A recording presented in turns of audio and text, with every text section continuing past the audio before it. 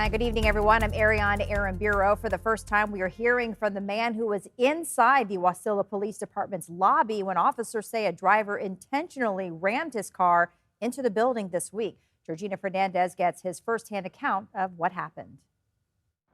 The first set of entrance doors here at the Wasilla Police Department are completely gone after police say a man drove into the building and then started spraying bear spray. You can actually still see some of the residue on the ceiling and on some of the exterior parts of the building. I would say I was in shock, but not frozen. That's how Wasilla resident Joseph Oborn describes living through this moment.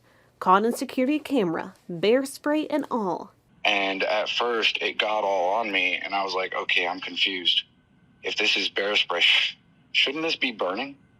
So I'm kind of shocked and dumbfounded at that point. Shocked because he was there to fill out an assault report inside the Wasilla Police Department's lobby. He's got a red bandana on, and that's when I realized he's not drunk. He didn't just accidentally do this. This is on purpose. Police say 41-year-old Palmer resident Thomas DeSalvo drove through the parking lot, past the front of the building, around concrete barriers, directly into the entrance. Never seen anything like it, and I've never seen the cops acting like they were frightened like that. After police took DeSalvo into custody, the criminal complaint says he became combative and began kicking an officer who was in the ambulance with him. He later made statements, according to the complaint, that he should have ran over officers that day. I think everybody's first reaction was shock and then immediate into action to deal with the situation. Oborn says he still feels the impact of the bear spray. I still get a little bit nauseous and lightheaded, but other than that, it's getting better. And Wasilla Police Department says they are open and functional right now. As they say, they're still waiting for an estimate about how much those damages are going to cost. Georgina Fernandez, Alaska's news source. A Palmer judge set DeSalvo's bond at $1 million, half to make sure that he shows up for court, and another $500,000 to back up the conditions of his release. DeSalvo faces numerous charges, including 2 felony terroristic threat charges. We did reach out to the public defender's office, but have not heard back. And the man facing charges in connection with the truck that slammed into an Anchorage restaurant last year was in court today.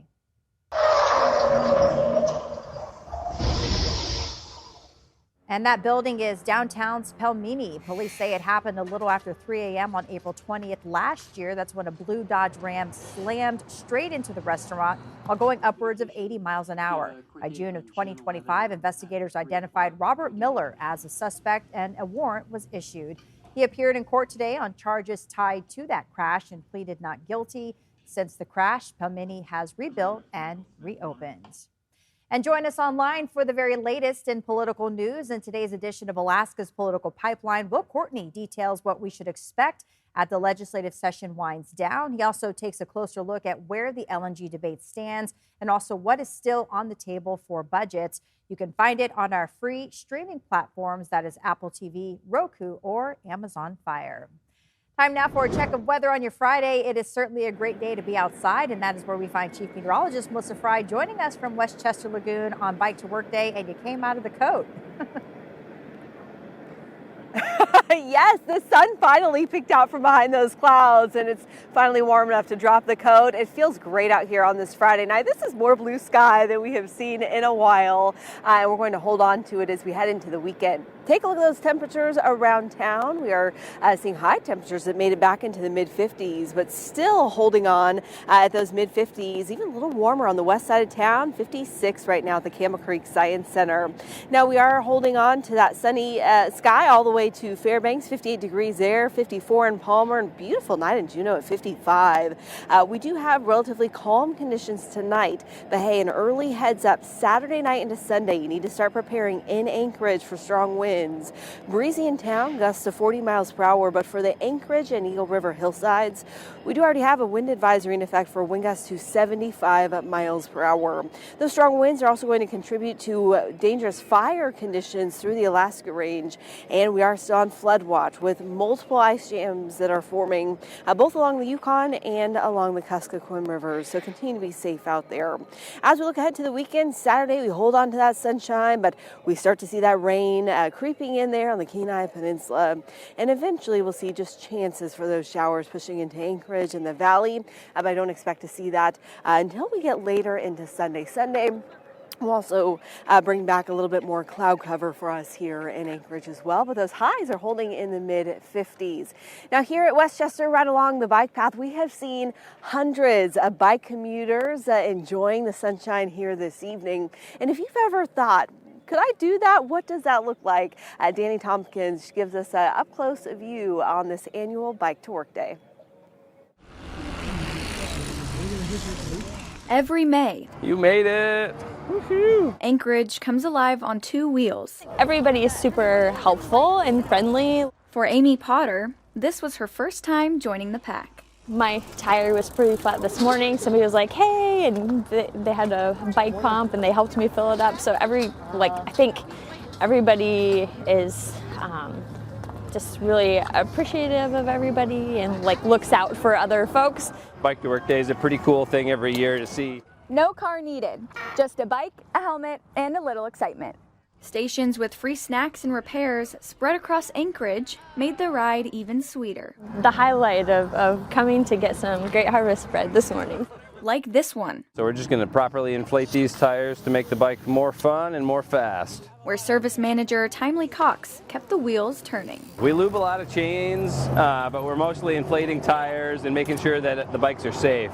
People are happy when they ride bikes, so I have a pretty easy job. People are having a good time, and I get to make it a little bit better for them. Most riders showed up on two wheels, but we did catch a glimpse of someone on one and another on three, but all feeling the changing season. This time of year, coming out of hibernation, everybody's excited and feeling good, and the vibes are high. For regulars and rookies alike, Bike to Work Day shows that Alaskans are always ready to roll. Danny Tompkins, Alaska's news source. And that turnout really was quite impressive. Those final treat stations that were open from 4 p.m. to 6 p.m., they're just shutting down out here tonight. But it was a great turnout, great weather for this year. And Ariane, hopefully we'll see similar conditions next year. I'll have a sneak peek, though, of that full weekend forecast here in a few minutes. Yeah, absolutely. All right. Thanks so much, Melissa.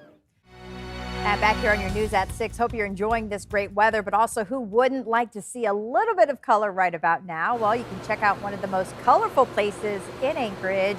This is the Municipal Greenhouse. This is in Russian Jack Park, where city gardeners grow more than 76,000 plants from seed every year. As you can see, the greenhouse is bursting with beautiful flowers right now. The city will plant those first beds sometime next week, but one sad note, they are not planting any flowers in Town Square Park this year, and that is due to ongoing construction that is happening there. And in Fairbanks, the city is rolling out new plans to draw more visitors downtown as tourism season is starting. The city plans to have live music and vendors at the former Polaris building site. There's also plans to put in a new dock at Golden Heart Plaza for access to the Chena River. The city's mayor says the goal is to activate downtown.